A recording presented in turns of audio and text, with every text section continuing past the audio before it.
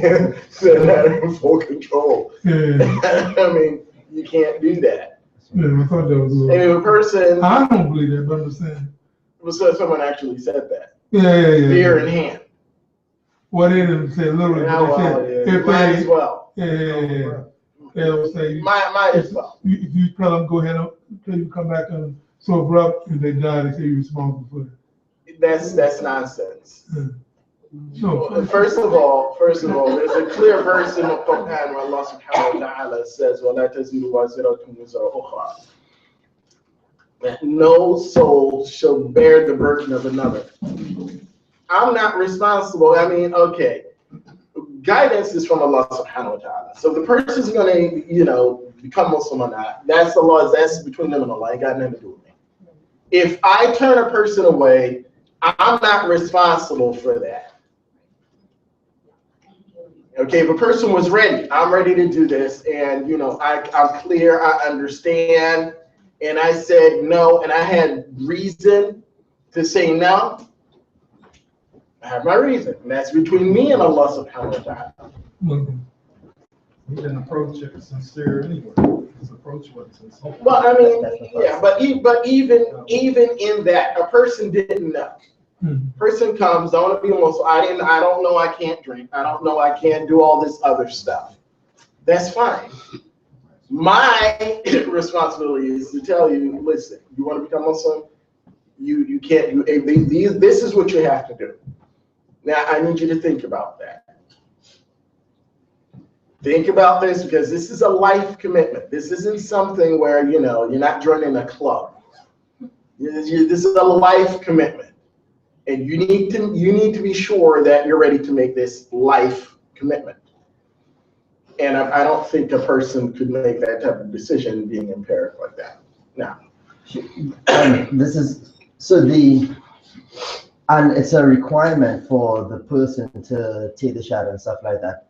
But isn't that, how to put it? Isn't that more for us who are around as individuals, so that we can bear witness that that person is a Muslim, as opposed? So let's say that you're interested in becoming Muslim, right? Allah already knows that your heart has turned towards Him. Absolutely. That you're already there. Absolutely. So all of that stuff is already taken care of. So although the testification is an essential part of you officially, it's a public declaration. So it's part of Islam, but isn't that more for us so that we can bear witness that this person? Absolutely. I know I saw something tripping. Sorry. Something's tripping. Yeah, I know I saw it in the mirror. Sorry. That's it. But yeah, so I think it was just going back to the question of if the person, let's say somebody turns over, okay, are you sure you want to do this?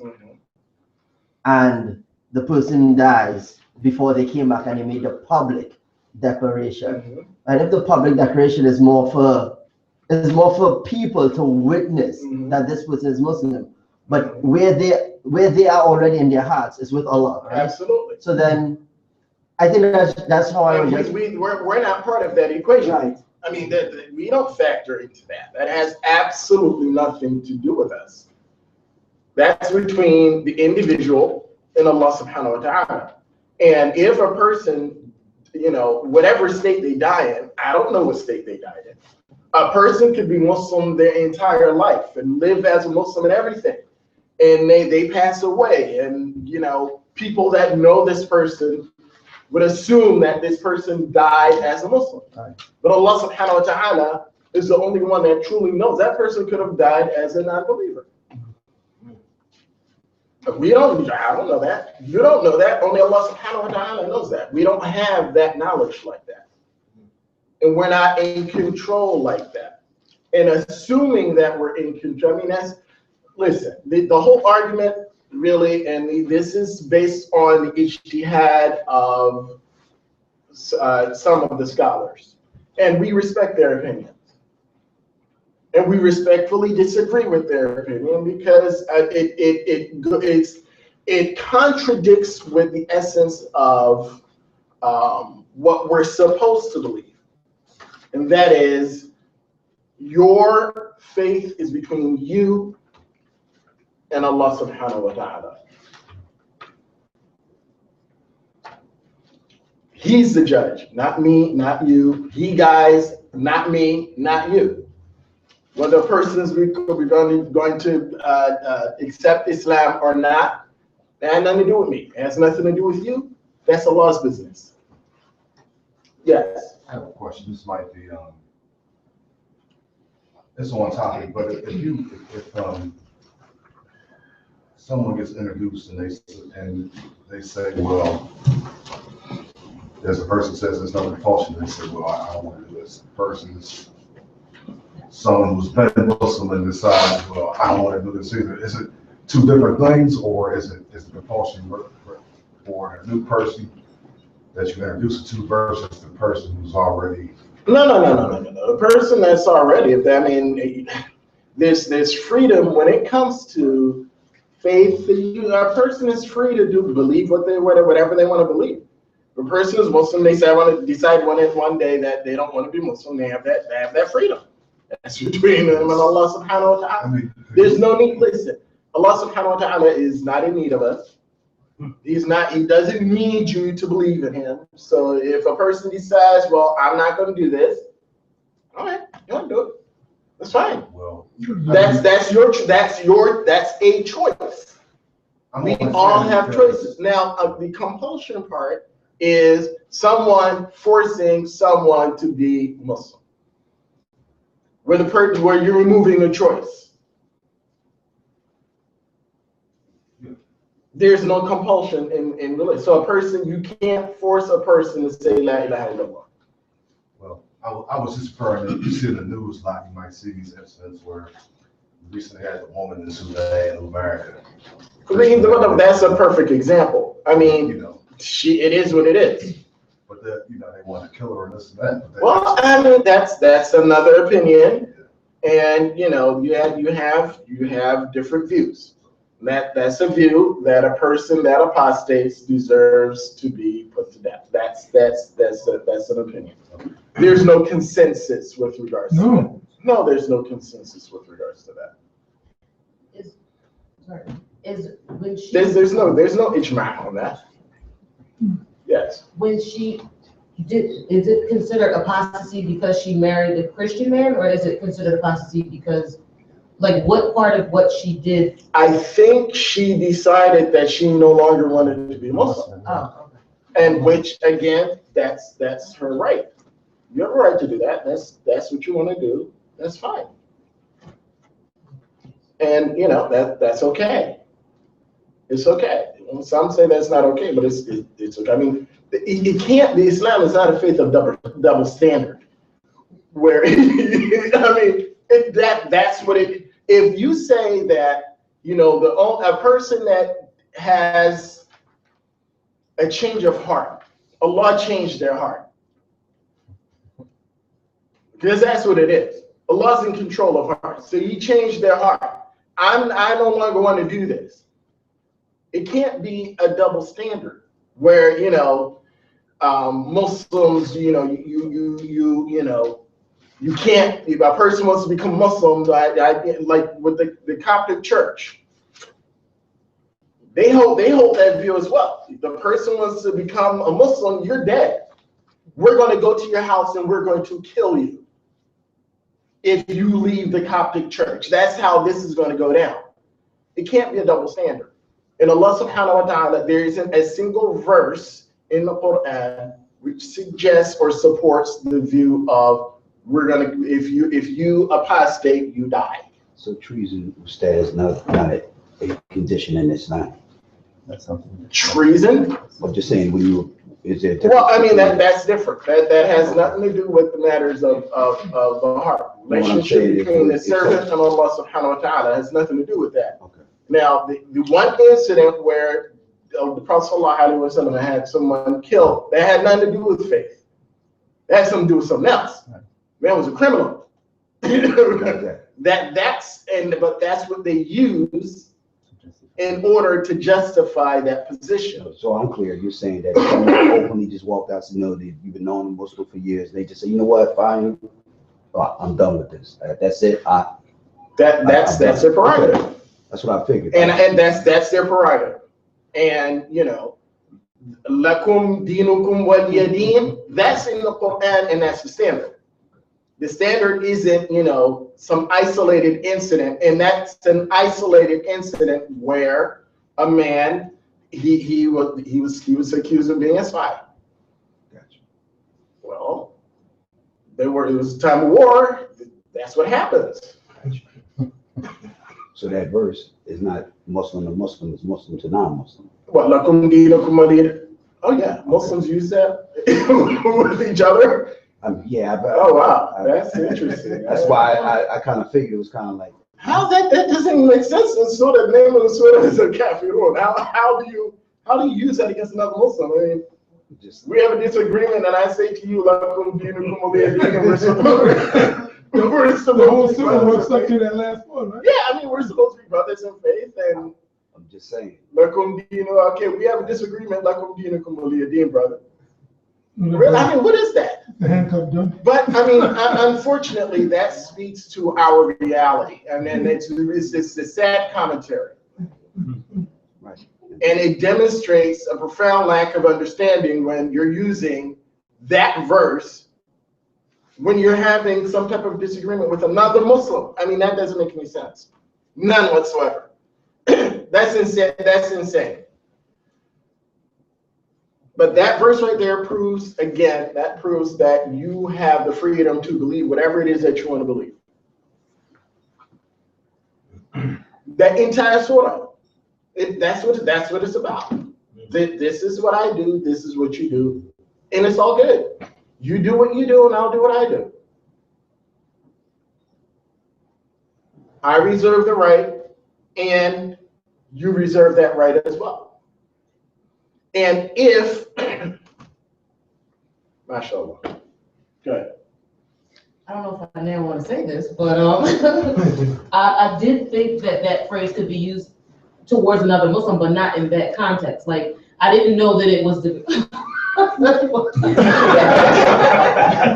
Yeah. I know, right? Like, I don't know if I want to make this statement. No, because I didn't know if it was degrees that with which that statement could be applied. Kind of like not. I mean, I know it's been sort of caffeine, but I didn't think that in and of itself it was wrapped entirely in the sort of caffeine, if you know what I mean. Like, kind of like if you're having a disagreement with someone. So on the one standpoint, it means this. You know, you believe this. You know, on a faith standpoint, but on just a level of disagreement, like you are allowed to believe what you believe as long as it's within this and it's acceptable. I kind of took it as there's also that mercy state in it. Like, you don't have to believe what I believe. Like, Allah is the one who's gonna, figure that out. No, because again, that last verse is tied to all of the previous verses. Absolutely. And that's a reference to faith, not to, general disagreements. And I would caution any Muslim against using that verse in order to conclude. Well, I've never used an it. argument. I just did think that that's what it also meant. But okay. Yeah, no, absolutely not. No, I mean, you can't separate that verse from the rest of the surah.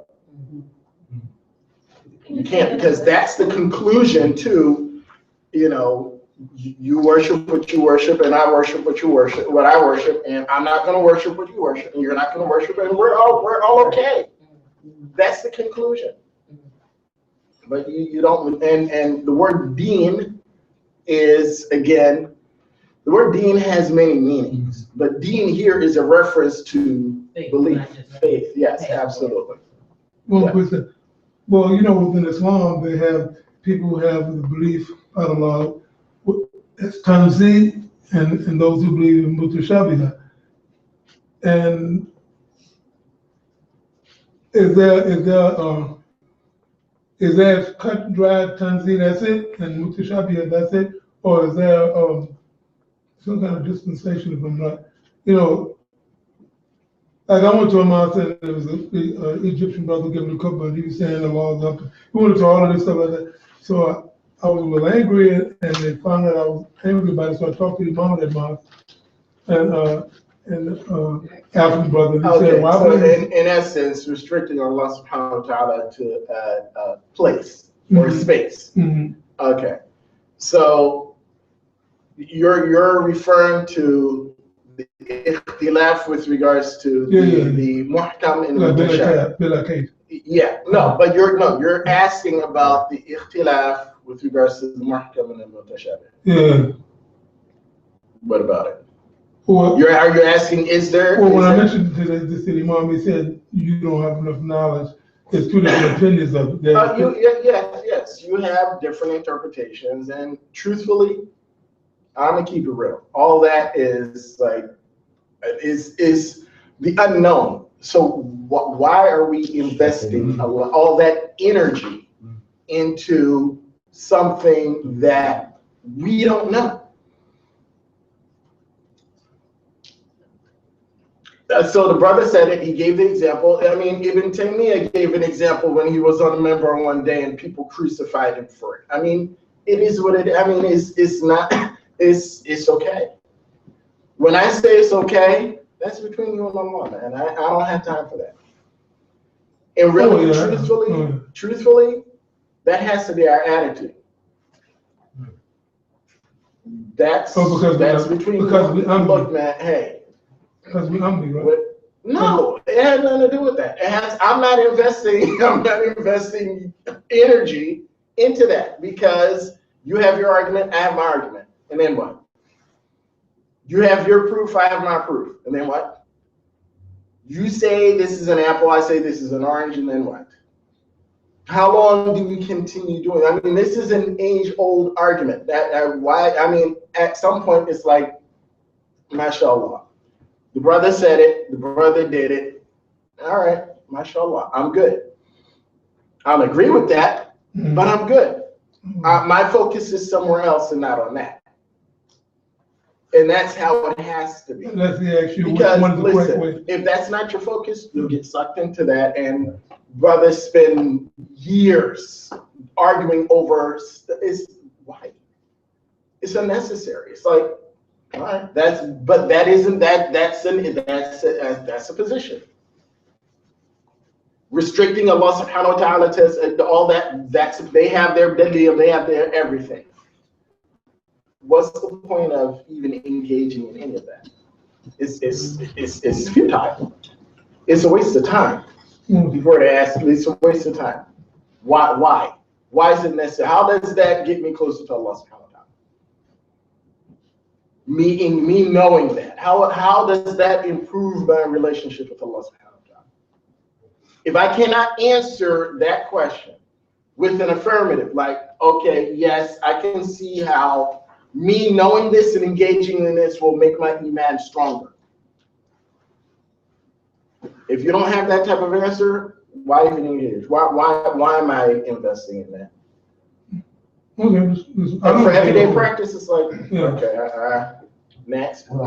He may be thinking, I'm not sure about this, but they always say that you have to have, I guess, if akid itself is like a cornerstone before everything else, I guess some people feel like, well, it's got to be correct or else. It's a distraction. You know. It's just a distraction. Okay. It's a distraction. All of those are distractions. Reality is Allah subhanahu wa ta'ala serving. That's it. All that other stuff, those are distractions. All those conversations about how he's seated, how he does, that's again, I refer you to the statement made by Imam Malik. In regards to the Ash. All right? And came across that Imam Malik asked him about Allah and the throne. Who knows what he told him? He was silent. He was. No. Well, who knows what Imam Malik's response was? Oh, he said the how is known. He said al-istiwa'u ma'lum. Right. Wal-kayfu majhul. والإيمان به واجب والسؤال عنه بدعة. He said 4 things. We know, based on human experience, how someone rests on something. We know that. So if so-and-so is sitting on a chair, we know what that looks like, right? He followed that up with the how as it relates to Allah subhanahu wa ta'ala is unknown. Believing that Allah subhanahu wa ta'ala has a throne and that he somehow rests on his throne is obligatory, but asking about that is bid'ah. So don't do it. It's a waste of time. Why even invest in that? Why are we investing in stuff that you have no way of imagining? None whatsoever. So why even? And it's bid'ah to you because, and you know, he said bid'ah. We understand that, and a lot of times we've heard the term bid'ah before often, and we're not going down that road. But asking about that is that's considered to be a sin. It's like, because you're opening a door. Why open that door? Why? Why are you opening this door? For what? What's the purpose? Because nothing good will come out of you opening that door. I don't need to know that. I'm talking about me personally. I don't need to know that. Plus, they don't put the man out or something, right? Oh yeah, because this is a person that's looking for, and generally people that love to keep these conversation goes are fitna seekers and fitna mongers, and it's like, okay, yeah, whatever. That's why I said it's a distraction. Why? Okay. But you had a question before we're going to move on now. Yes, you said the 4 things. Going a lot longer than I anticipated. sorry. We know how, based on the human experience of sitting in the chair, of how that it's the laws unknown. Then you said asking about that is bitter, but you said 4 things. I must have missed one. Yeah. Believing it is obligatory. Okay. Allah subhanahu wa ta'ala says in the Quran, Ar-Rahman ala al-arsh istawa. That's in the Quran. He says that he occupies, or so however you want to term that, his throne. How that looks, Allahu a'lam. He knows. It's him and his throne. That's not my business. I have more important things to worry about. As far as we're worrying about how Allah subhanahu wa ta'ala is situated on that, in his space, all that other stuff. Okay? So moving on. There's a message of hope in that part of the verse where Allah subhanahu wa ta'ala says, فَيَغْفِرُ لِمَن يَشَاءُ وَيُعَذِّبُ مَن يَشَاءُ. You want to see that? The message of hope. Anyone? This is a message of hope. In essence, Allah subhanahu wa ta'ala could have easily said, if you commit a sin, I'm going to punish you. End of conversation, but he did not say that. He said he left the door open for forgiveness. That's one. The other thing that I wanted to talk about today was Tawbah. And Tawbah, of course, is repentance. And according to Imam Nawawi, Tawbah has 3 conditions. The first condition is regret. And as a matter of fact, there's a hadith where the Prophet ﷺ says that repentance is regret. So without regret, there is no repentance. If a person is comfortable with their behavior and their actions, and their behavior is blameworthy, understanding that when I say blameworthy, meaning that the person is committing a sin, if their behavior is blameworthy and they're comfortable with it, and even though they ask Allah for forgiveness, they haven't repented because they're still okay with it. I'm good. Which means that the person would likely go back and continue business as usual. The second condition is abandonment. So the person cannot continue to engage in the behavior.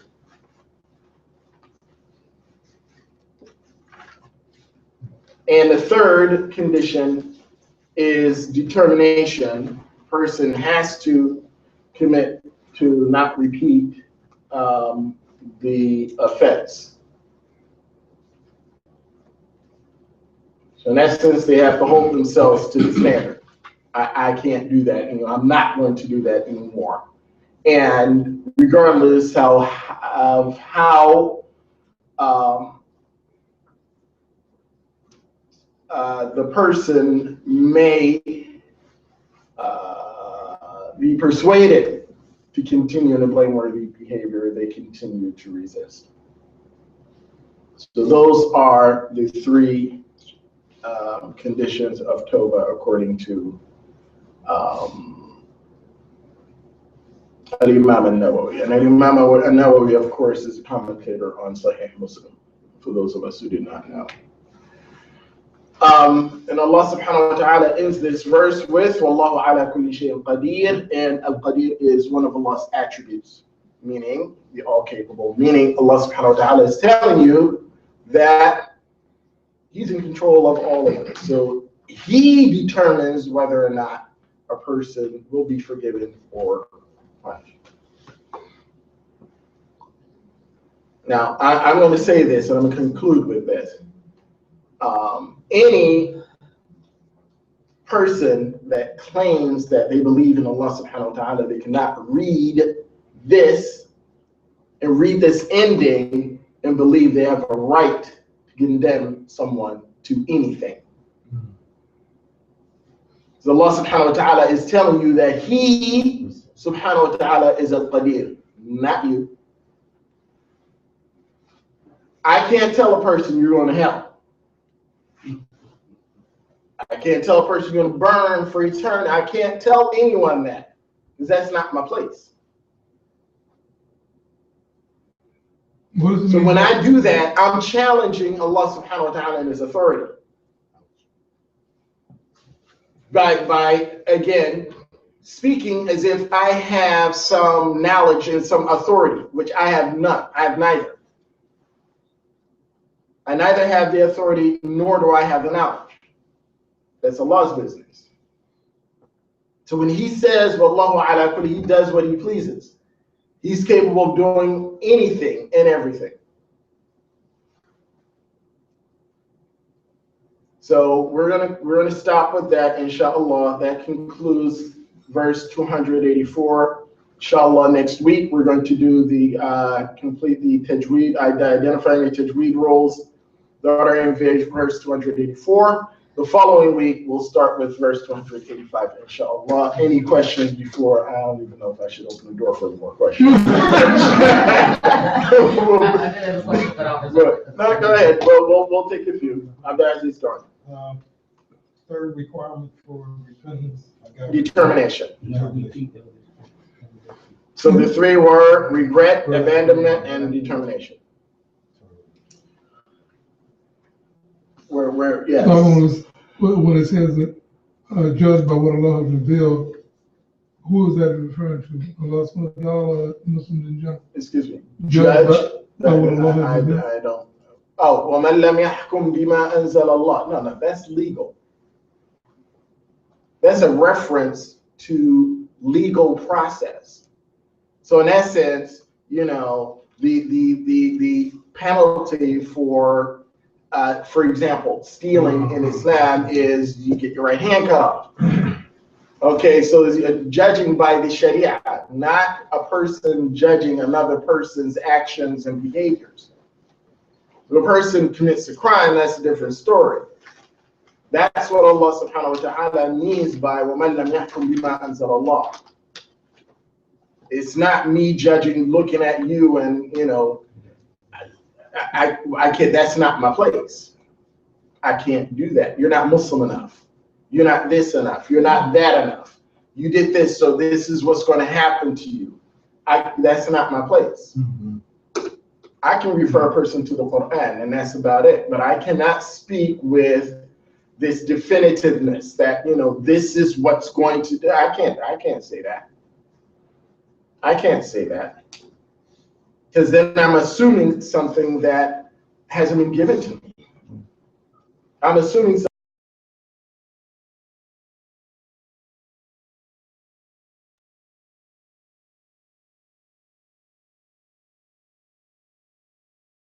What you did is blameworthy, and this is what Allah subhanahu wa ta'ala says about it. That's the extent of it. Okay. I cannot say that Fulan is in the hell. You hear this. You hear so-called sheikhs saying, oh yeah, Fulan is going to hell. Oh, destination hellfire. Yeah, I mean, that's insane. But that would be shit to say. Oh, absolutely. That's insane. I mean, that's a person challenging Allah subhanahu wa ta'ala. Who are you to say that? A person should be worried if they were to say stuff like that, because Allah subhanahu wa ta'ala could easily, that person, and again, we understand that Allah subhanahu wa ta'ala knows all. He knows us all. So a person's presentation is, the way we present ourselves to each other is irrelevant. The way we present ourselves to Allah subhanahu wa ta'ala is what matters.